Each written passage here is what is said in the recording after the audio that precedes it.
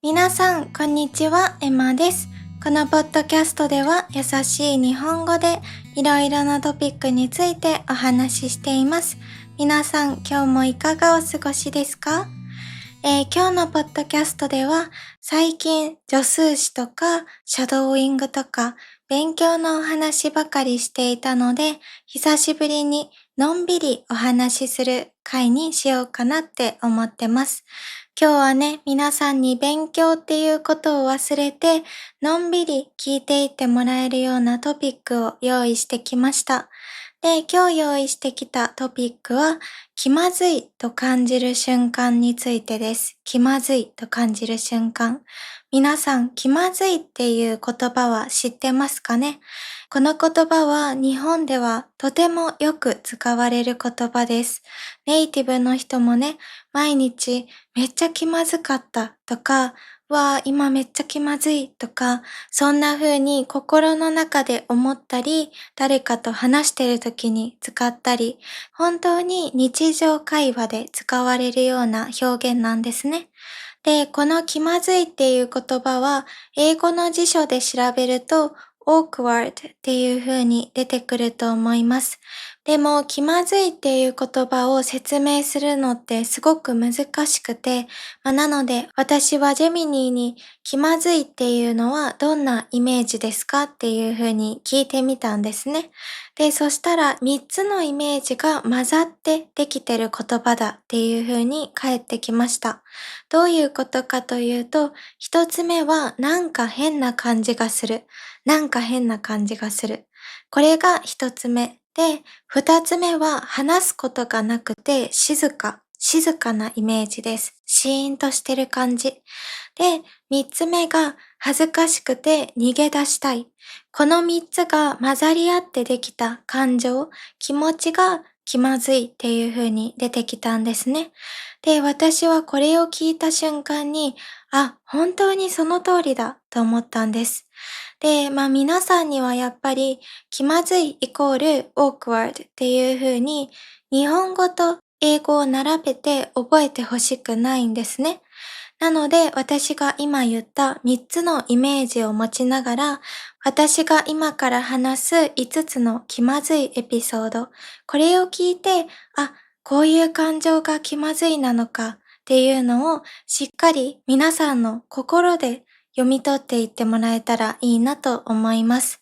で、これはね、本当に笑える話でもあるので、ぜひ皆さん楽しみながら聞いていってください。で、なんで私がこの話を皆さんにするって決めたかというと、ある気まずいことが、一つ私の人生に起こったんですね。私の生活の中で起こりました。で、気まずって思ったんですね。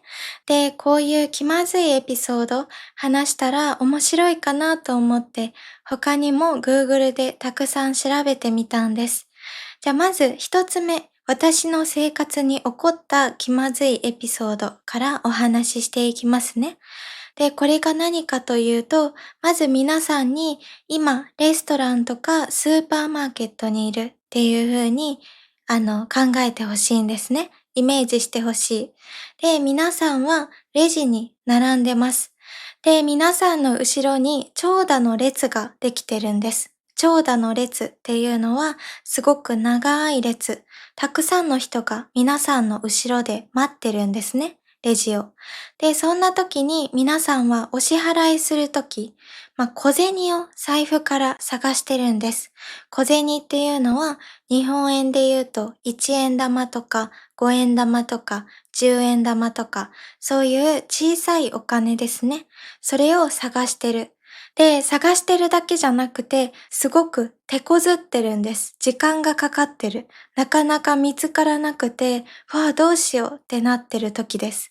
この時、めっちゃ気まずかったんですね、私は。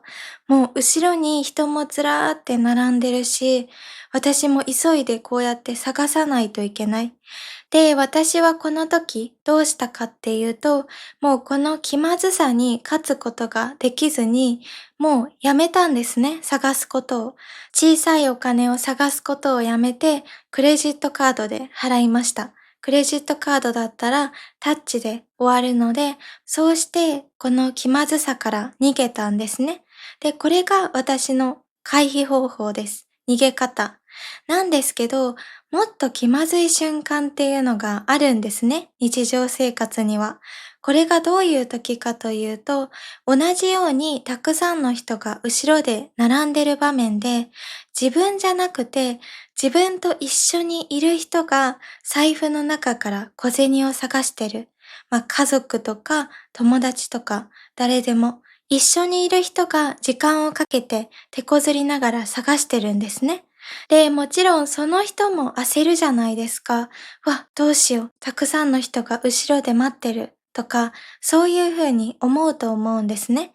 で、その焦りっていうのも私に伝わってくるし、しかも後ろの人からのプレッシャー、まだ時間かかるのみたいなプレッシャーも感じることがあって、なんて言うんだろう、板挟みになるんですね。挟まれる。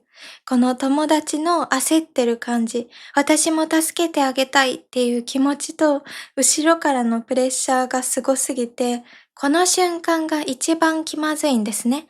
どうしたらいいかわからない。なんか友達にも言いにくいじゃないですか。もう探すのをやめたらとか、後ろにいっぱい人並んでるからもうやめた方がいいんじゃないとか、言えたら楽なんですけど、言えないんですね。私の性格上。なので、もうただただ待たないといけない。この気まずさに耐えるっていう選択しかないんですね。なので、これが私の一つ目の気まずい瞬間エピソードです。どうですかね？皆さんも同じこと思いますか？レストランとか、カフェとか、スーパーマーケットとか、後ろでたくさんの人が待ってる時のこのお金を探す時間ですね。私はめちゃくちゃ気まずいです。で、これが一つ目のエピソードなんですけど、二つ目は学生生活の時によく起こった話ですね。これは何かというと、例えば皆さんが高校生だとして、廊下を歩いてるとします。で、皆さんが歩いてたら、前から知り合いが来るんですね。知ってる先輩とか、知り合い、友達とか、そういう人が前から歩いてくる。で、その人たちが皆さんに向かって手を振ったんですね。もう絶対にこっちを向いてる。こっちを向いて手を振ってるんです。で、もちろん私たちも振り返しますよね。手を振り返す。でもね、ここで気づくんですね。その人たちが手を振ってるのは、私じゃなくて後ろの人だった。皆さんじゃなくて後ろの人だったんです。この時、めちゃくちゃ気まずくないですか？私は本当に恥ずかしくて、もう今でも覚えてるんです。これは本当に私の生活でも起こった話で、Google で調べても出てくるぐらいだから、もう世界中の人に、みんなに起こるかもしれないことなんですけど、これ本当に気まずいんですね。で、なんで気まずいかって言ったら、まあ、その相手もびっくりするじゃないですか。自分が手を振ったはずの人じゃない人から、手を振り返されたら、あってなりますよね。で、このあってなってる瞬間がめっちゃ気まずいんですね。で、もちろん私が振り返した時に、もうなんならめっちゃ笑顔で、あーみたいな感じで、もう一回振り返してくれたら、何も思わない。あ、間違えちゃったで済むかもしれないんですけど、これが、みたいに、この向こうも気まずい感じになっちゃった時、この時が一番気まずいんですね。もうね、これは本当に穴があったら入りたいっていう瞬間ですね。もう隠れたいって思うぐらい恥ずかしい瞬間です。これが二つ目のエピソード。皆さんにも起こったことありますかね？じゃあ次、三つ目いきますね。三つ目のエピソードは正直人によると思います。気まずいって感じるか、気まずくないって感じるか、人によると思うんですけど、玄関を出た瞬間、行ってきますって言って外に出た瞬間に知り合いに遭遇する。これはね、私にとってはめちゃくちゃ気まずいんです。皆さんにとってはどうですかね？これはね、正直、その知り合いにもよるんですね。例えば、私が気まずくないって感じるのは、本当に、近くに住んでる家の人で、そこまで喋ったこともない人は、正直気まずくないんです。なんか、いつも挨拶するだけの人とかだったら、いつも通り、おはようございますとか、こんにちは、こんばんはっていう風に言うだけで済むんですけど、どんな時に気まずいかって言ったら、昔に話したことがある近くの家の人とか、もう同級生とかですね。同級生は一番気まずいですよ。私にとっては。もちろん、同級生の中でも、めちゃくちゃ仲が良かった友達とかも近くに住んでるんですけど、そういう人と会ったら、久しぶり、何してたん最近みたいな感じで話しかけることができるんですね。そう。でも、もしこれが、そこまで話したことがない同級生とか、でももちろんクラスは同じだったから話したことはあるし、でも深く相手のことは知らないみたいな相手に遭遇したとき、この時がね、私的に結構気まずくて、もうね、忘れ物したっていう風に独り言を言いながら家の中に戻ります。絶対にね、バレてるんですよ。わざと戻ったこととか。バレてるとは思うんですけど、気まずすぎて、そのまま家から出るっていうことができないんですね。もちろんね、なんでこれが気まずいのって思う人もいると思うし、普通におはようとか言ったらいいんじゃないって思うと思うんです。で、私もそう思うんですね。私もそういうことがあったら挨拶して久しぶりって言おうって思ってるんですけど、言えないんですね。いざそれが起きたら戻っちゃうんです。家の中に。みたいな感じになって、もう頭が真っ白になるんです。何もできなくなる。で、そのまま家の中に入っちゃうんですね。で、そこから1分後ぐらいに、また家から出ます。その繰り返しなんですよね。で、本当にこれをね、なんとかして直したいって思うんですけど、この気まずいって思う気持ちに勝つことができなくて、今でも直せずにいます。でもね、昔よりはかなりマシになりました。昔は本当に誰とでも、目を見たら家の中に戻っちゃうみたいなことがあったので、今はね、ちょっと進歩して、近くの家の人とかだったら普通に挨拶できるようになりました。でもね、同級生はやっぱり難しいですね。はい。じゃあこれが3つ目です。じゃあ次4つ目。これもね、気まずいし、私にも何回も起こってることなんですけど、皆さん電車に乗ってるとします。電車に乗ってて、スマホ触ってたり、ドラマ見てたり、本読んでたり、ぼーっとしてたり、そういう風に完全に自分の世界に入っちゃってる時ありますよね。で、こういう時って割と降りる駅とかあんまり見ないじゃないですか。確認するのを忘れちゃったり、あれ今どこの駅だっけみたいになっちゃうことって結構あると思うんですね。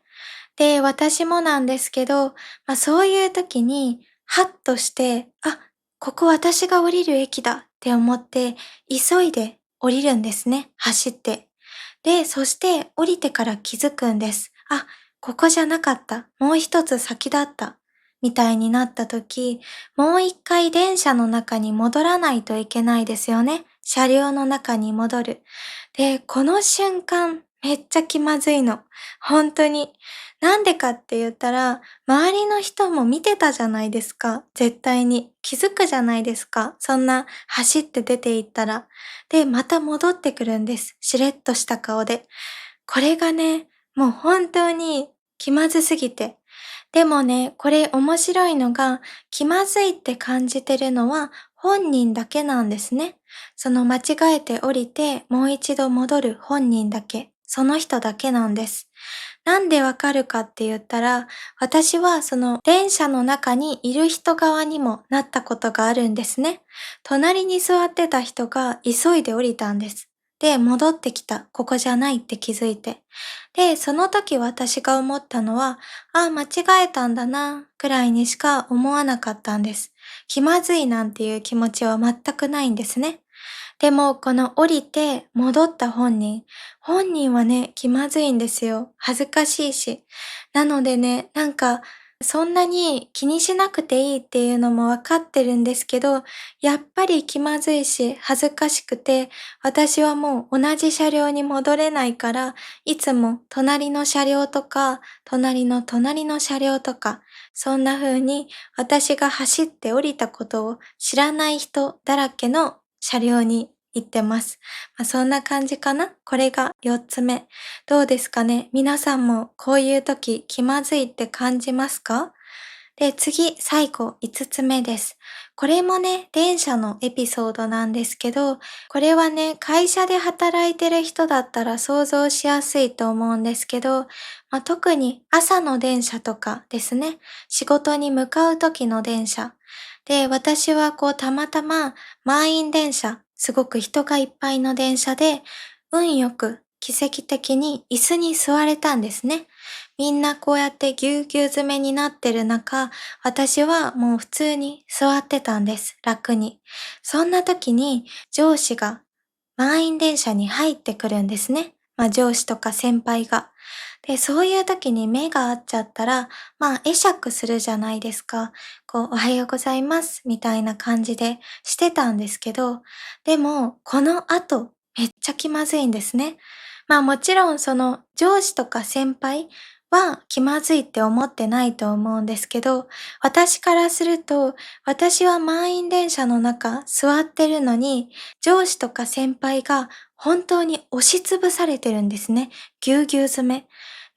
その自分は悪いことしてないのに、申し訳ない気分になっちゃう。ごめんなさいって思いながらずっと座ってるんです。で、もちろん満員電車だから、わざわざその上司のところに行って席を譲るだなんてこともできないんですね。そんなことをしたら逆に周りの人の迷惑にもなるし、何もできないんです。ただただこの気まずさに耐えて座ってるだけ。だからもうね、私は途中からまず、そもそも上司とか先輩とか乗ってることに気づかないでおこうと思って、もうそれからは本を読んだりして、あんまり人を見ないようになりましたね、電車の中で。でもやっぱりそうは言っても、じろじろ見てなくても、なんでかわかんないけど、目に入ってくるんですよね。知り合いとかって、すぐに見つけちゃうんです、私。だからもう本当に、できるだけ見つけない努力をしてますね、最近は。見つけたら気まずくなっちゃうから。で、もちろん満員電車じゃなかったら、座りますかとか言って、上司とか先輩に席を譲ったりしやすいんですけど、満員電車っていうのがね、この気まずいポイントですよね。で、他にも気まずい瞬間っていうのは、帰るときですね。会社から帰るとき。これも例えば、たまたま上司とか先輩と同じ時間に帰ることになったら、大体電車って同じじゃないですか。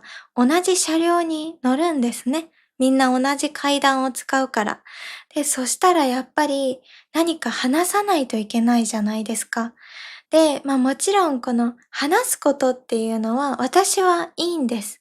同じ電車になったら話すしかないし、話すんですけど、なんで気まずいかって言ったら、みんな考えてることは同じで、電車に乗ってから会社の人とってできれば話したくないですよね。もう会社出た瞬間に仕事は終わってて、プライベートに戻りたいって思ってる人がたくさんいると思うんです。私もそうなんですね。で、絶対に上司とか先輩も同じなんです。みんなドラマ見たり、音楽聴いたり、友達に連絡返したり、そんな風にしたいと思うんですね。めったにいないと思うの。その電車の中で会社の人と話したい人。でも、やっぱり一緒の電車になっちゃったら、上司とか先輩も気を使ってくださって、話すんですね、やっぱり。話しかけてくれるんです。なんか最近どうなのみたいな、家の話とか、プライベートの話とか、そういうのを結構振ってくださる人っていうのもいるんですね。で、もちろん話が噛み合ったら最高なんです。楽しいし、仲良くなれるし、会社とかでもね、もっと話しやすくなったりすると思うんですけど、やっぱりなんかどうしてもそのお互い気まずい雰囲気を出しちゃってたら、話が噛み合わないというか、うまくテンポよく会話が続かなくて、あ、そうなんですね。はい。みたいな感じになる時があるんですね。これがね、結構気まずい瞬間なんです。もちろんね、うまくいったらすごく楽しいし、話したいって思うけど、やっぱりみんな仕事終わりで疲れてるし、できれば自分のことをしたいって思ってる人がたくさんなので、これはね、結構気まずい瞬間ですよね。これはね、でも正直、たまたま同じ電車とか、帰る時間が同じだったとか、全然誰かが調整できる話でもないから、みんなね、早く家に帰りたいし。だから、しょうがないんですけど、でもやっぱり気まずいなって思ったりはしますね。皆さんはどうですかね。